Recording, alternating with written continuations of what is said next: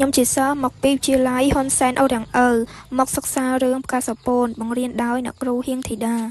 ប្រភេទអក្សរសិល្ប៍ទំនើបបែបប្រឡោមលោកមនោសញ្ចេតនាចលនាកាមេរ៉ានិយមបែបរឿងប៊ុនធឿននិងវិធីវីត្រូវបានឪពុកម្ដាយផ្សំគុំឲ្យជាគូនឹងគ្នាតាំងពីតូចមកម្លេះប៉ុន្តែក្រោយមកគ្រួសារប៊ុនធឿនត្រូវធាក់ខ្លួនដុនដាបដោយលោកប៊ុនថនជាឪពុកប៊ុនធឿនដឹកស្រូវតាមទុកបុកចាយទៅលួអាយប្រៃនគរត្រូវបានខ្ចប់ឈូបបោកលេចអស់គ្មានសល់យីនួនម្ដាយនាងវិធីវីជាមនុស្សស្រឡាញ់ទ្រព្យសម្បត្តិជាងកិត្តិយសនិងសេចក្តីស្មោះត្រង់ក៏បានផ្ដាច់ពាក្យពីប៊ុនធឿនព្រោះប៊ុនធឿនពេលនេះគ្មានទ្រព្យគ្មានតម្លៃអ្វីសម្រាប់គាត់ទៀតឡើយ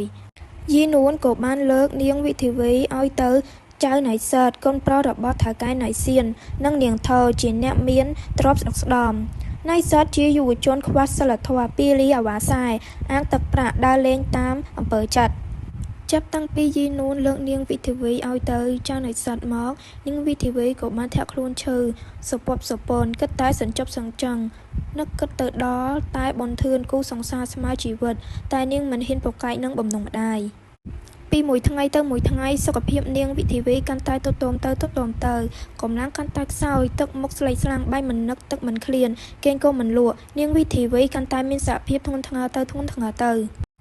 យីនួនឃើញកូនពិបាកចិត្តក៏បាននាំនាងទៅដើរលេងដល់សៀមរាបដើម្បីឲ្យនាងបានធូរស្បើយសប្បាយក្នុងចិត្តតែនាងវិធីវីមិនមានចិត្តសមនៈបន្តិចណាឡើយ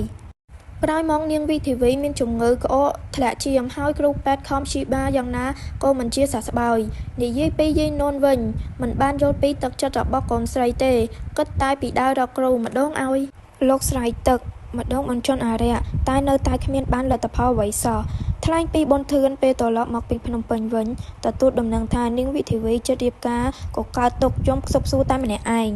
ប៊ុនធឿនក៏បានចូលព្រៃរនាមជាមួយតាសរកត្រីរកអស់ដើម្បីបន្លប់នៅសេចក្តីទុក្ខព្រួយពេលប៊ុនធឿនត្រឡប់មកពីព្រៃវិញមច្ចរាជបានផ្ដាច់យកអាយុសង្ខារវិធីវីទាំងវ័យក្មេងបន្សល់ទុកនៅតែសេចក្តីទុក្ខសោកអាឡោះអាល័យសង្រៃឲ្យប៊ុនធឿនតួអង្គប៊ុនធឿនកូនប្រុសចឹកប៊ុនថនវិធីវីសង្សារប៊ុនធឿនប៊ុនថនអ្នកជំនួញអង្គរយាយនួនម្ដាយវិធីវីយាយផាយសមាជិកគ្រួសារយាយនួនយាយផាន់មិត្តភក្តិយាយនួននាងថោម្ដាយណៃសតក្មេងទំនើងណៃសៀនឪពុកណៃសតតកែកាណូតបៃអេងគ្រូបញ្ចន់អារៈតាសោអ្នកបម្រើក្នុងគ្រួសារប៊ុនធឿនមូលបញ្ហានៃរឿងទំនាស់បញ្ហាស្មោះស្ម័គ្ររបស់ប៊ុនធឿននិងវិធីវីស្នេហាក្រោមឥទ្ធិពលនៃជំនឿសាសនាការលុបលន់ទ្រព្យសម្បត្តិរបស់យាយនួនធ្វើឲ្យកូនមានវិបត្តិ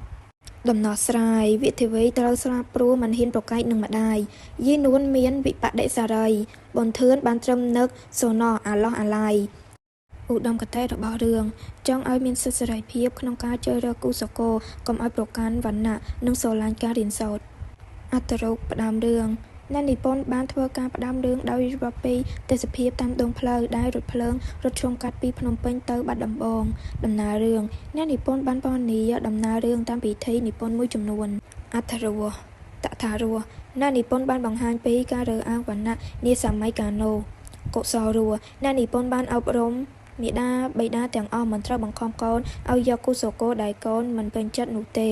កូនត្រូវចេះប្រើសិទ្ធិសេរីភាពក្នុងការជ្រើសរើសគូស្រករប្រធានរឿងនេះបានបង្ហាញពីជីវិតស្នេហាប្រត់ប្រាស់របស់យុវជនយុវតីពីរោគបណ្ដាលមកពីការរើសអើងវណ្ណៈសន្និដ្ឋានតាមរយៈរឿងផ្កាសាពណ៌នេះបានបង្កប់នូវភាពពិរោះរណ្ដំភាពអន្លង់អន្លោចភាពទុក្ខសោកសង្ហេសង្ហោចដល់អ្នកអានធ្វើឲ្យអ្នកអានមានចំណាប់អារម្មណ៍រឿងនេះបានផ្ដល់តម្លៃអប់រំជាច្រើនសម្រាប់អ្នកអានអ្នកសិក្សានិងមនុស្សទូទៅយកពិចារណាដូចជាអប់រំមនុស្សមិនឲ្យមានសេចក្តីលោភលន់មិនត្រូវប្រកាន់វណ្ណៈមានក្រត្រូវគោរពពាក្យសញ្ញៈ